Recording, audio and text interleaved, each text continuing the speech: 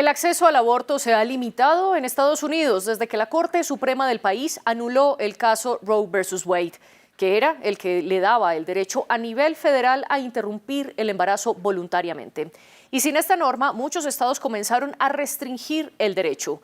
14 de los 50 del país consideran el aborto ilegal en casi todas las circunstancias, y lo hicieron con las llamadas trigger ban, es decir, con las leyes que prohibían el aborto desde antes de que se anulara Roe versus Wade, pero que no podían entrar en vigor precisamente por la protección federal que existía. En estados como Nuevo México, Virginia y New Hampshire no es un derecho protegido y la Constitución estatal ni lo salvaguarda ni lo prohíbe. En 8 estados sí se permite el aborto sin restricciones y 11 más ampliaron todavía más el derecho después de la decisión de la Corte Suprema. Algunos, como Minnesota, hablan de libertades reproductivas o de derechos conceptivos, como es el caso de California. Así lo explica el mapa The Center for Reproductive Rights. Algunas de las modificaciones más recientes sobre el aborto han ocurrido en Florida y en Luisiana. En el primero, se prohibió el aborto desde la 6ª semana de gestación, aunque en noviembre votarán una enmienda constitucional para definir si el gobierno puede intervenir o no en este derecho.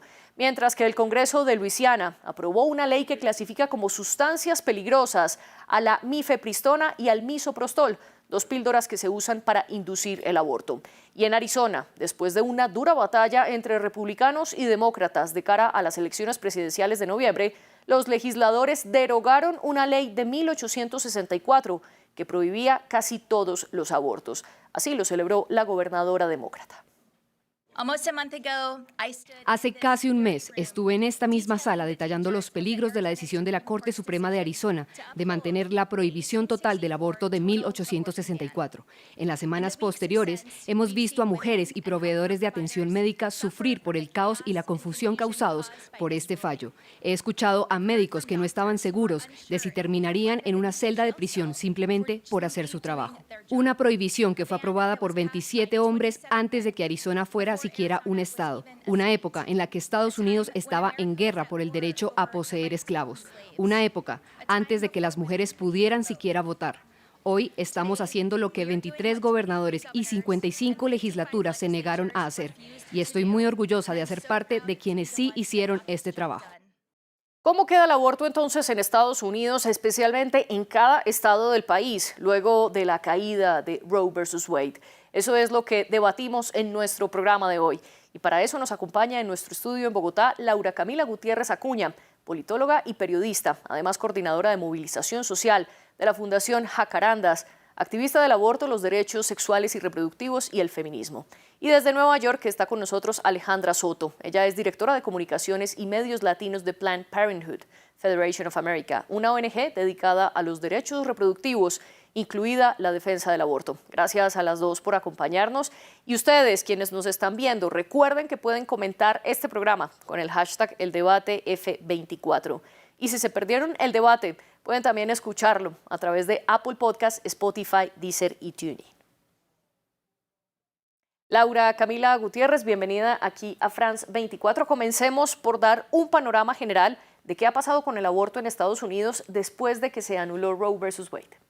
Bueno, yo creo que el cambio ha sido progresivo, pero hay algunos panoramas que podemos generalizar.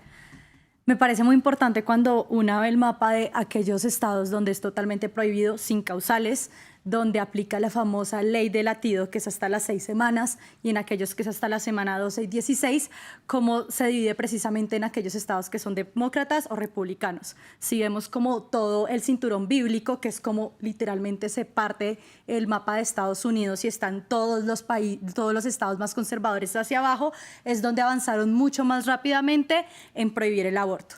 Si vemos por otro lado lo que es Nueva York y unos países y unos estados como mucho más amplios, han buscado maneras de contrarrestar también las leyes tan punitivas que hay en otros. Entonces se da a través de lo que estamos viendo ahorita, que es que están poniendo el misoprostol y la mifepristona como medicamentos esenciales. Eso es lo que hace Joe Biden, pero se está haciendo como una lucha entre estados, entre los que quieren como un small government, que son realmente los republicanos, y los que creen que sí deben haber como un acceso mucho más federal. como están distintamente los estados repartidos, hay como cambios muy abruptos, ¿no? Entonces Texas me parece el mejor ejemplo de un país antimujeres, antiderechos y que se ha encargado de que las mujeres no puedan acceder a su derecho al aborto o que tengan que desplazarse, ¿no? Porque Texas, como es tan amplio, hace que las mujeres necesiten mucho dinero para acceder a otro estado, que me imagino que el más cercano puede ser Colorado, donde pueden acceder a un aborto. Entonces me parece muy restrictivo lo que hace Texas. Actualmente, digamos, persiguieron a una mujer que encontraron conversaciones con su hija donde buscaban ayuda y pedían medicamentos y ahorita está en la cárcel. Algunas activistas que también han ayudado con todo el tema de medicamentos están siendo perseguidas y lo que nos están contando, sobre todo muchas ONGs y colectivas que están en México, como las Libres, que de hecho las mexicanas se están encargando de comercializar y de mandarles medicamentos a Estados Unidos, es que la red de apoyo, tanto en funcionarios de salud como en red pública, se disminuye mucho, mucho más. Entonces creo que ahí la falla, después de cuando cayó Roe versus Wade, fue no proteger este derecho, que fue un derecho y un cambio histórico hace 50 años. No hicieron lo que hicieron en Francia, por ejemplo, que me parece muy importante. En Francia hace mucho tienen el derecho al aborto y ahorita lo metieron por primera vez en la Constitución.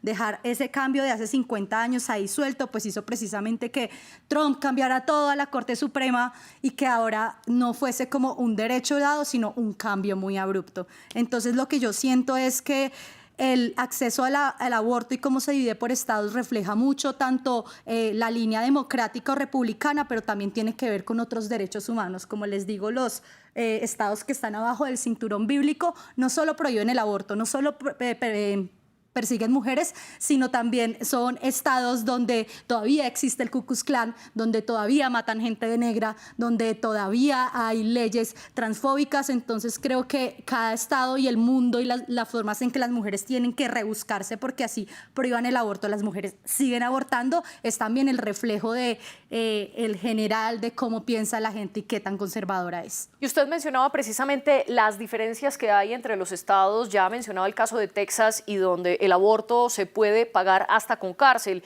Y previamente yo mencionaba otros casos que son mucho más demócratas, en los que hablan incluso de la libertad reproductiva. Alejandra Soto, bienvenida también usted al debate de France 24. Expliquemos un poco más de cómo son las leyes estadounidenses y qué pasa después de que se cae federalmente Roe versus Wade.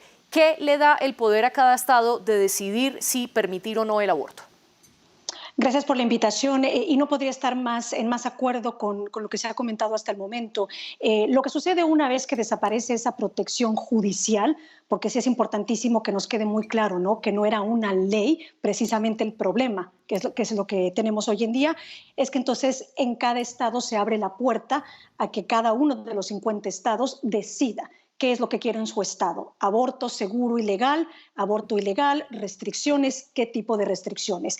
Y la realidad en Estados Unidos es que honestamente es una crisis de salud pública. El aborto es parte de la salud reproductiva, siempre ha existido, siempre va a existir. En muchísimas ocasiones es necesario médicamente hablando. Y también estamos hablando, cabe recalcar, de abortos espontáneos, ¿no? De una pérdida de un embarazo.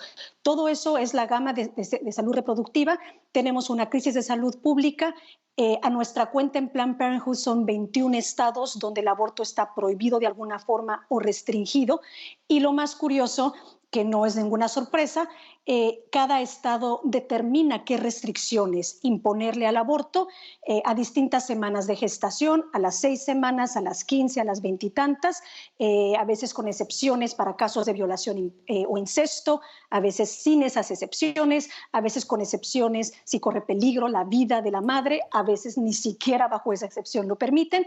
Entonces, evidentemente, no estamos hablando de medicina, de ciencia y del bienestar de la gente. Estamos hablando de imposiciones y creencias políticas e ideologías que literalmente los legisladores, gobernadores y jueces en muchos casos están poniendo por encima de lo que la gente quiere. Porque también recalcar que encuesta tras encuesta nos dice el electorado, el votante en todo Estados Unidos, en su mayoría conservador y liberal, quiere acceso al aborto sin intervención gubernamental. Es posible, sí, que hay gente que esté opuesta al aborto, pero en lo que estamos seguros es que no quieren que sea el gobierno quien nos diga qué o qué no hacer. Y antes de analizar qué quieren los votantes, sobre todo de cara a las presidenciales que están en juego el próximo noviembre, quiero que volvamos sobre un punto que usted mencionaba. Usted habla de una crisis de salud. Se agravó, según Parenthood, esta crisis de salud después de 2022, cuando la Corte Suprema anuló Roe versus Wade. Totalmente, ¿no? La tasa en estados, como bien ya se mencionó, estados del sur, que también cuentan con las tasas más altas de mortalidad materna, por ejemplo, o morbilidad materna, esas tasas no han disminuido. Y, por supuesto, afectan normalmente a las comunidades que ya de por sí enfrentan barreras de salud. Los latinos, por supuesto, una de esas comunidades. Y se han registrado, por lo menos en los centros de salud de Planned Parenthood, en los estados donde el aborto está protegido, se disparó literalmente 100%, 200% en muchos casos en esos primeros meses. Cuando entra una prohibición en vigor en un estado, se dispara el número de citas de personas que van a otros estados donde el aborto está protegido. Y eso ocasiona un desbalance, ¿no? Porque pone en riesgo el que la gente pueda tener un servicio de salud cuando tiene que preocuparse por el transporte, por costearse una estadía en un hotel, dejar a los hijos al cuidado de alguien, dejar de trabajar y en algunos casos no recibir un salario por esos días que pierde uno en el trabajo. Entonces, todo eso afecta la salud mental, no solamente de la mujer embarazada, sino también de la familia entera. Y usted mencionaba que muchos votantes quieren acceder al aborto sin la intervención del gobierno, y del otro lado está la ley del latido de la que usted estaba hablando, Laura, y precisamente estos dos escenarios se están viendo en Florida, porque desde mayo el Estado prohíbe el aborto después de la 6ª semana de gestación, cuando según los expertos muchas mujeres ni siquiera saben que están embarazadas. Es a eso a lo que le llaman la ley del latido precisamente. Y del otro lado, aceptaron votar en noviembre una enmienda constitucional para decidir si el gobierno puede tomar decisiones o puede intervenir en el derecho al aborto o no. ¿Cómo explicar esta situación en el que de un lado prohíben el aborto y de otro abren una votación para protegerlo? Bueno, yo creo que el sistema político de Estados Unidos es bien complejo, ¿no? Como que todo el tiempo se está demandando, y esto es precisamente en el caso en que Biden dijo, el misoprostol y la mifepristona deben ser unos medicamentos esenciales, todo el tiempo se está recibiendo estatalmente maneras de cooptarlo. Creo que por un lado, la disputa entre qué tantas leyes debe tener el Estado autónomamente es lo que frena con cara a las próximas elecciones, ¿no?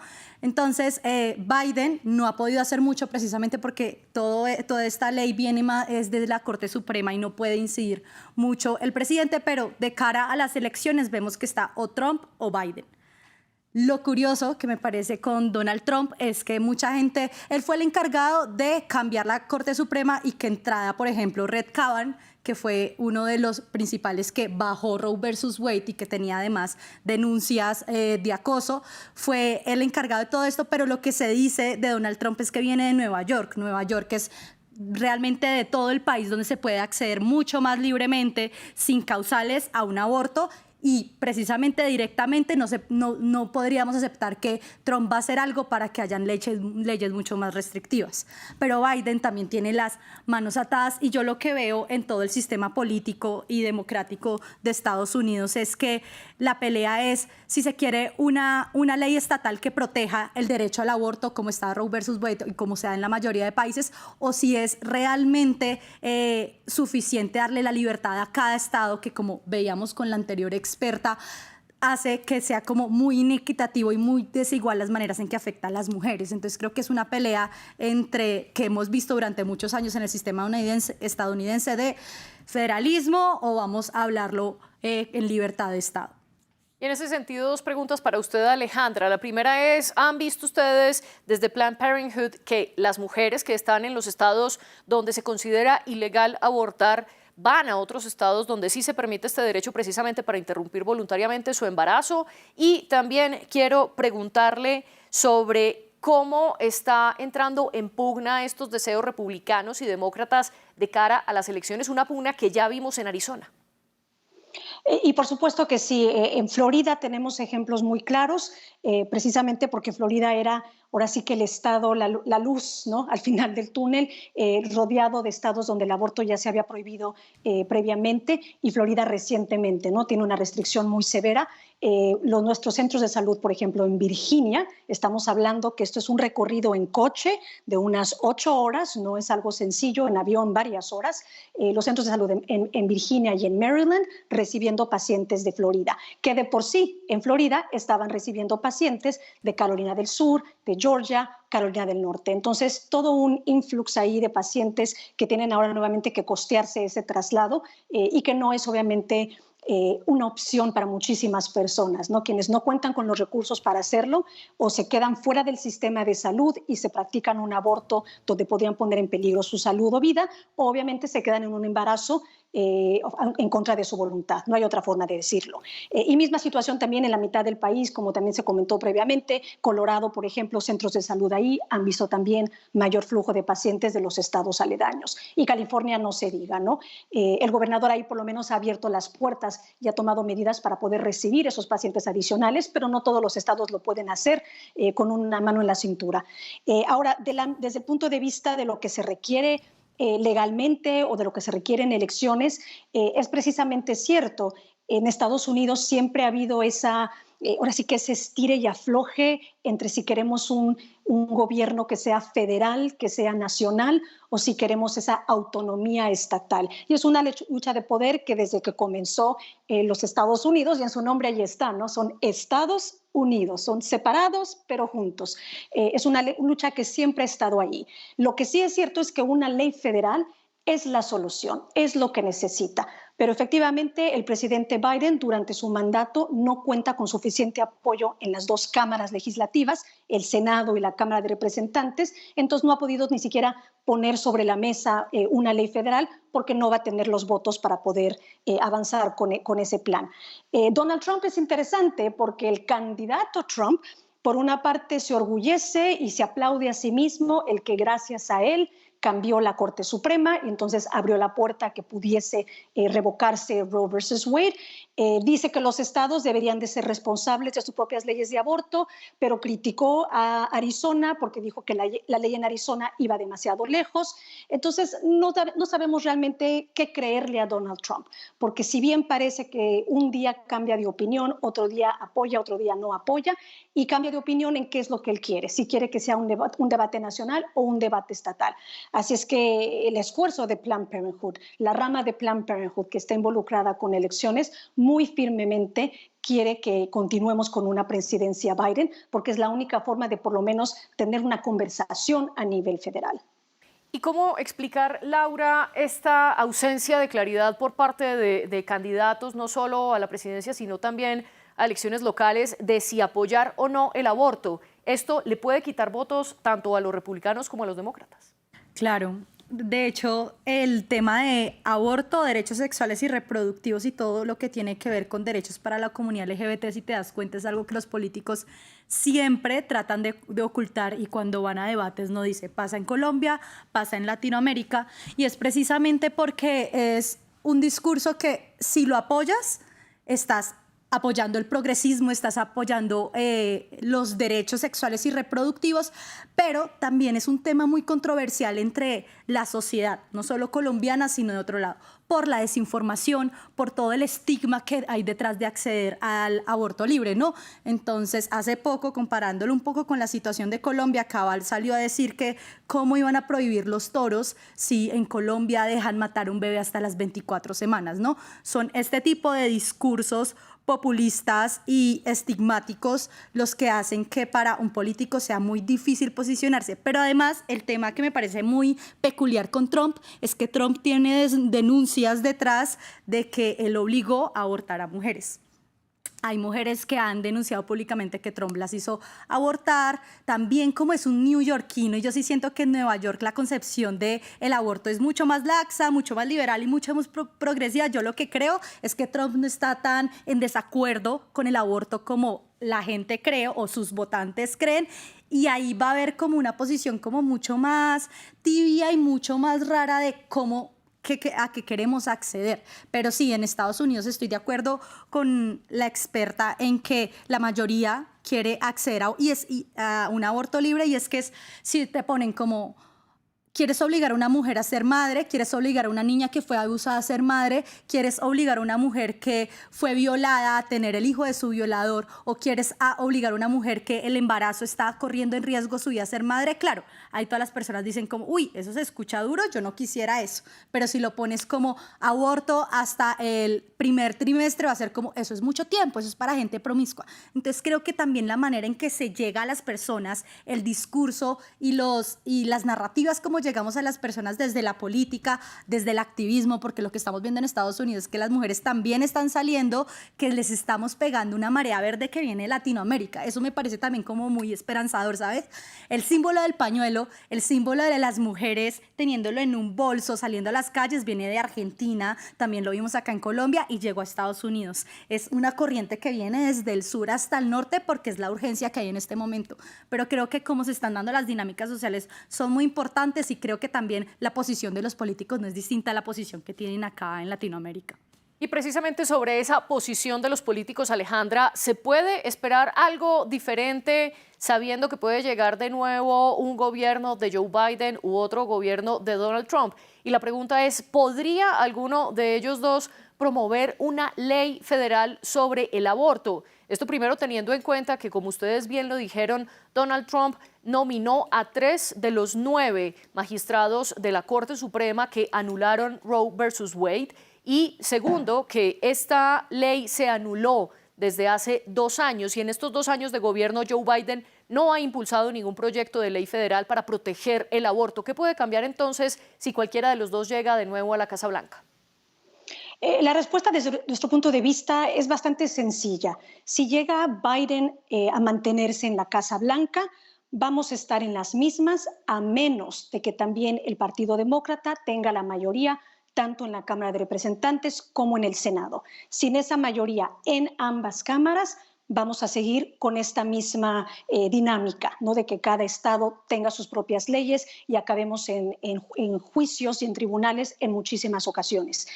Si gana un candidato Trump, de hecho, él ya ha publicado, lo llama Proyecto 2025, es así como que su estrategia de cómo llegar a la Casa Blanca y qué va a hacer una vez allí. Y Trump ya lo ha hecho en el pasado, en su primer mandato, con esas órdenes ejecutivas, ¿no? Que firmaba un día sí, un día no, sobre diversos temas. Estamos muy cautelosos de que posiblemente a través de una orden ejecutiva él trate de implementar mayores restricciones al aborto a nivel nacional, o que siga obviamente apoyando las restricciones en los estados o los avances de restricciones donde no hay restricción, pero quieren que haya una. Entonces sí es muy peligroso, o sea, no quiero sonar alarmista, pero sí consideramos muy peligroso para la salud reproductiva de las mujeres, grupos LGBTQ, como bien menciona también Laura, una presidencia Donald Trump. Y no solamente, también recordemos, estamos hablando de la Corte Suprema, que pareciera que la tiene en su bolsillo, es mayormente conservadora, pero también Trump se dedicó durante su primer mandato a nominar a jueces a un sinnúmero, cientos, literalmente cientos de cortes federales que están en los estados donde estos casos comienzan, ¿no? Porque no se va uno a juicio a la Corte Suprema como primera instancia. Todo tiene su proceso y vamos subiendo de nivel en distintas cortes, cortes de apelaciones, cortes de distrito. Y en esas cortes él también estuvo colocando cientos de jueces conservadores que fueron precisamente los que permitieron que avanzaran la demanda que acabó en la Corte Suprema revocando Roe versus Wade. Así es que si Donald Trump vuelve a la Casa Blanca, el panorama es gris por décadas para la salud reproductiva, sin duda. Sin embargo, en noviembre no solo se elige al próximo ocupante de la Casa Blanca, también en muchos estados se van a votar medidas para decidir si se consagra el aborto como un derecho constitucional de ese estado o no. E incluso en este momento en varios estados sigue la pugna legal sobre si esa votación se hará o no. En Florida, por ejemplo, sí se aprobó la votación para noviembre, pero en Missouri todavía está pendiente de qué va a suceder. Alejandra, ¿qué tan definitivo puede ser estas votaciones estatales para proteger o no el derecho al aborto? Y te agradezco que nos recuerdes con esta pregunta porque en el término medio, que fue hace 2 años, o sea, un término cuando no hay elecciones presidenciales, pero sí elecciones estatales, las 7 veces que el aborto se colocó directamente en la boleta electoral para que sea el mismo votante que determinara si protegerlo o no, las 7 veces el aborto ganó. El electorado quiso que se mantuviese en su estado un aborto seguro y legal. Ohio, un buen ejemplo, Kansas, un buen ejemplo. Y entonces sí, va a ser muy interesante el que estas coaliciones, en muchos casos Planned Parenthood es parte de ellas, en Arizona, como has mencionado, en Florida, en Nevada, hay varios estados, va a ser interesante el que logren cumplir con todos los requisitos para poder colocar el aborto en la boleta electoral y dejarlo en las manos de la gente, ¿no? Que sea, ahora sí que sea el mismo votante, la misma persona que se va a ver afectada por estas leyes, que sea quien decida, ya que obviamente no podemos confiar en los legisladores. ¿Y qué implicaciones, Laura, tiene declarar 2 píldoras como la mifepristona y el misoprostol como sustancias peligrosas, tal como ocurrió precisamente en mayo en Luisiana? Es gravísimo primero porque la mayoría de mujeres que abortan antes de la semana 12. En Jacarandas nos hemos dado cuenta que en el caso de Colombia el 94% de mujeres abortan antes de la semana 12 y pasa acá y pasa en todo el mundo, incluso donde el aborto está totalmente despenalizado. Entonces, coarta precisamente todas las posibilidades de las mujeres para abortar porque son la gran mayoría.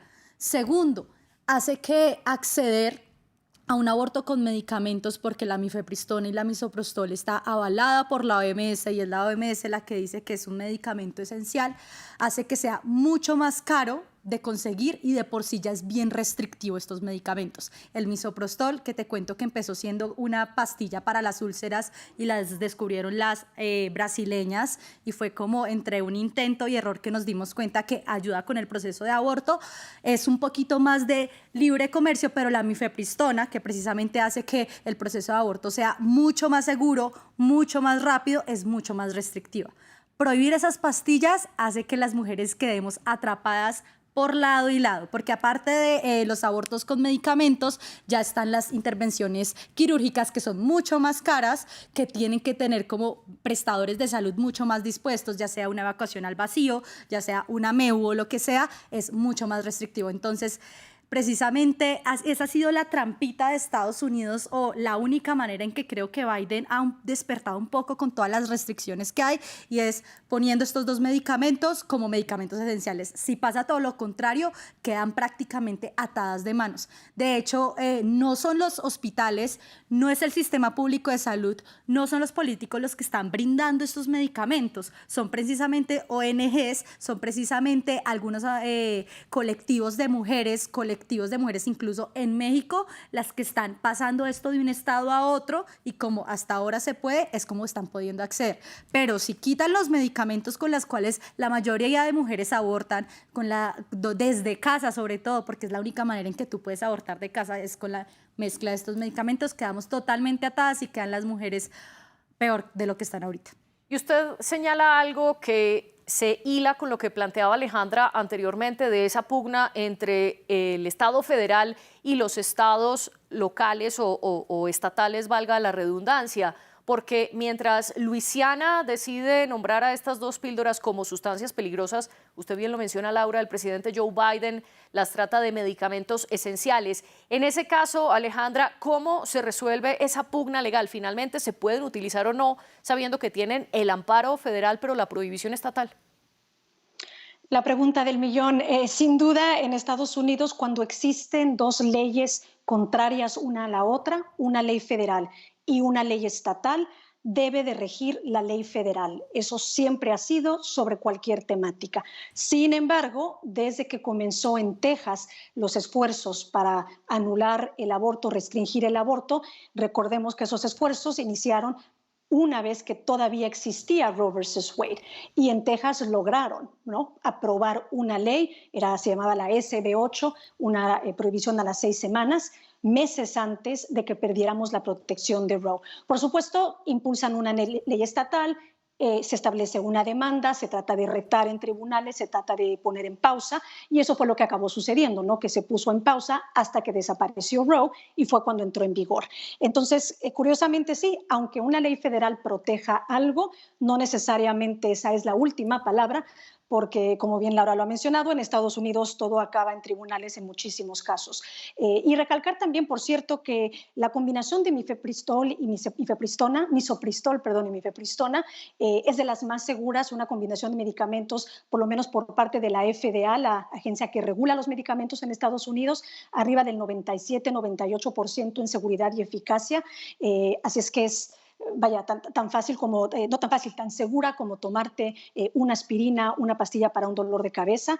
Y efectivamente le da a eso a las personas el acceso en la comodidad de su propio hogar, en la privacidad de su propio hogar.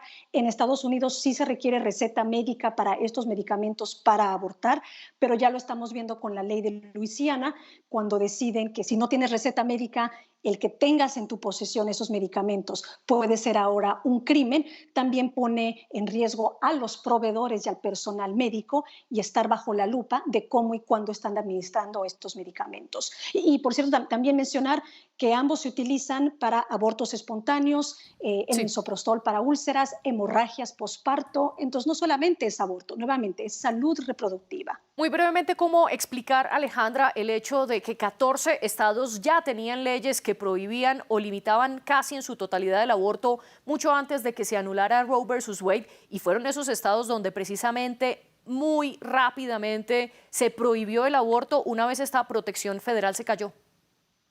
Precisamente con ese concepto de trigger, ¿no? Jalar el gatillo es la expresión de traducción directa, establecieron leyes con miras sabiendo que Roe versus Wade estaba en tela de juicio, entonces que entraron en vigor en cuanto Roe desapareció. Una maniobra legal, hay que darles crédito, muy bien tomada. Ahora nos toca al movimiento que protege la salud reproductiva contrarrestar esos esfuerzos y también estar viendo 5 o 10 años a futuro cómo proteger la salud reproductiva, no hoy, sino de aquí a 10 años o más. Laura, y para concluir nuestro programa muy brevemente, ¿qué opina usted de cómo ha cambiado el acceso al aborto en Estados Unidos desde la anulación de Roe versus Wade y cómo esto puede influir en las elecciones de noviembre? Yo creo que la influencia de Roe versus Wade se da en Estados Unidos, pero también se da en todo el mundo. Cuando una ve los ejemplos de los grandes avances legislativos en todo el mundo respecto al aborto, está Francia, pero está Estados Unidos, porque lo que hicieron en los 70s y 60s es como muy potente. Yo creo que sí va a movilizar votantes, pero no va a ser el tema principal. ¿Qué pasa? Lo que yo estoy viendo ahorita es que la posibilidad de que Joe Biden vuelva a quedar, que es lo que todas esperamos para proteger los derechos de las mujeres, está bien complicada porque los demócratas que van a votarle a Joe Biden no están convencidos y no están convencidos leyendo todas estas noticias por un tema externo y es precisamente por su posición frente al genocidio palestino. Entonces siento que la figura de Joe Biden está muy, muy débil y como moviliza a los votantes también. Entonces yo siento que el aborto, si bien es un tema importante, con todo el panorama internacional, las dinámicas y disputas actuales, hay otros que no les está trabajando bien y que está haciendo que la gente pierda fe en un cambio o una progresión en lo que está. Entonces, yo no quiero ser alarmista, pero yo veo a Trump ahí escalando muy rápidamente. Y Alejandra, muy brevemente, ¿cuál es su conclusión de cómo ha cambiado el aborto después de Roe versus Wade y si esto puede influir o no en las elecciones?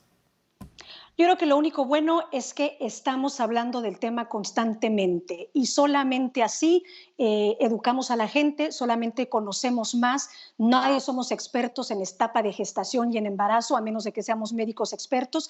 Entonces, es una buena señal que el aborto por lo menos esté sobre la mesa literal y la gente lo esté conversando en familias, en programas como el tuyo y obviamente también en la temática legal.